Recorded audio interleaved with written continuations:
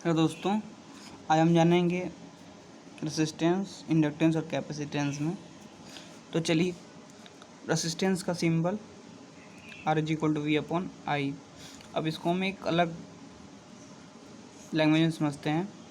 Resistance क्या करता है? करंट का अपोज करता है। उस तरह सेम हमने मान लीजिए कि ये सरफेस है कोई, इस पर हमने एक बॉक्स रख रखा, हम इसको क्या करते हैं? खींचते हैं। इसको मूव कराने के लिए हम इसको खींच रहे हैं। इसमें क्या कर रहा है? इसका फ्रिक्शन इसको मूव होने नहीं देता है।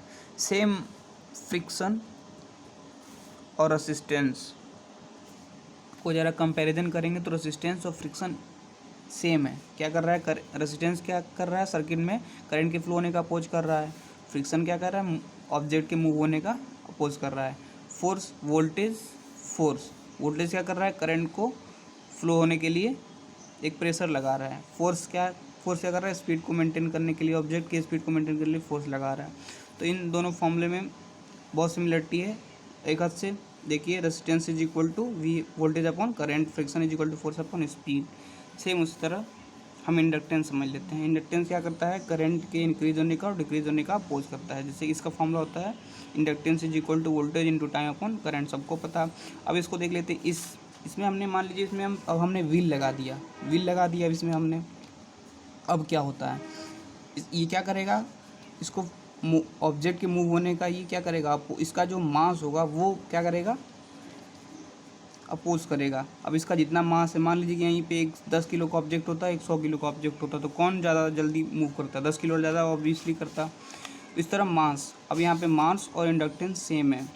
इंडक्टेंस क्या है? करंट के बढ़ने का भी और घटने का भी विरोध करता है। सेम इस तरह मास, यदि मास है तो इसको जब मान लीजिए 100 किलो का है मास, इसलिए चलने नहीं देगा। एक बार यदि चल गया तो फिर इसको रुकने के लिए हमें एक्स्ट्रा कुछ फोर्स एफर्ट करना पड़ेगा। इस तरह मास और इंडक्टेंस में काफ़ी सिमिलरिटी है। देख लेते हैं। सेम वही है। फोर्स, वोल्टेज क्या कर रहा है? फोर्स इसको ऑब्जेक्ट के मूव होने के लिए एफर्ट लगा रहा है। वोल्टेज क्या है? करंट के फ्लो के लिए एफर्ट लगा रहा है। उस तरह टाइम, इस फॉर्मूले में भी टाइम, करंट, स्पीड। तो इंडक्टेंस समझ गए हम क्या है कि इंडक्टेंस क्या है? करंट के फ्लो होने का, मतलब बढ़ने का और घटने का, दोनों का विरोध करता है। तो इस फॉर्मूले और इस फॉर्मूले में कंपैरिजन करके हम समझ गए होंगे। अब कैपेसिटेंस की बात कर लेते हैं। कैपेसिटेंस का साइन ये होता है, कैपेसिटेंस करता क्या है वैसे?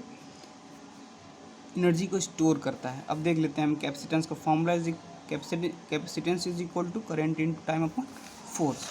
Spring = speed into time upon force. अब जब हम इसको स्प्रिंग से ज़्यादा समझेंगे। ये ऑब्जेक्ट है कोई XYZ, कोई ऑब्जेक्ट है, इसमें हमने व्हील लगा दिया और इसको एक हमने सिरे से, एक रिजिड सिरे से हमने इसको स्प्रिंग के द्वारा, ये स्प्रिंग है, स्प्रिंग से हमने बांध दिया।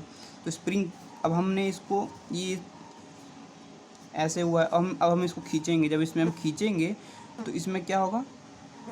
एनर्जी जो होगी इसमें स्टोर हो जाएगी और फिर हम जब रिलीज़ करेंगे तो ये फिर ऑब्जेक्ट को अपनी जगह पे खींच लेगी। तो क्या कर रही है? एक एनर्जी स्टोरेज का ही तो काम कर रही है। एनर्जी स्टोरेज का ही तो काम कर रही है। सेम इस तरह कैपेसिटेंस है। कैपेसिटेंस क्या कर रहा है? एनर्जी को स्टोर कर रहा है। अब इस फॉर्मूले से ज़रा समझ लेते हैं। Capacitance = spring. अब इसमें कैपेसिटेंस और स्प्रिंग का काम सेम हो गया। कैपेसिटेंस क्या कर रहा है? एनर्जी को स्टोर कर रहा है। स्प्रिंग क्या कर रहा है? सेम एनर्जी को स्टोर कर रहा है। अब कैसे? हमने ये स्प्रिंग लगा हुआ है, अपनी साम्य अवस्था में है। हमने इसको खींचा, हमने L था, इसको 2L कर दिया, इसकी लंबाई को 2L कर दिया खींच कर। तो क्या हुआ? एनर्जी इसमें क्या हो गई? स्टोर हो गई। और हम जब इसको छोड़ देंगे, हमने यहाँ से ऑब्जेक्ट को छोड़ दिया, तो क्या होगा? जो अब एनर्जी है वो काइनेटिक फॉर्म में आ जाएगी और इसको क्या करेगी? इस ऑब्जेक्ट को अपनी तरफ खींचेगी। तो अब इस फॉर्मूले देख लेते हैं। Spring = speed into time upon force. अब देख लेते हैं। स्पीड क्या है? सेम करंट की तरह है। टाइम है। फोर्स। तो अब हम तीनों फॉर्मूले से क्या समझे? तीनों फॉर्मूले से हम ये समझे कि रेसिस्टेंस जो है वो फ्रिक्शन की तरह बिहेव कर रहा है, और इंडक्टेंस जो है वो मास की तरह बिहेव कर रहा है, और जो कैपेसिटेंस है वो स्प्रिंग की तरह कर रहा है।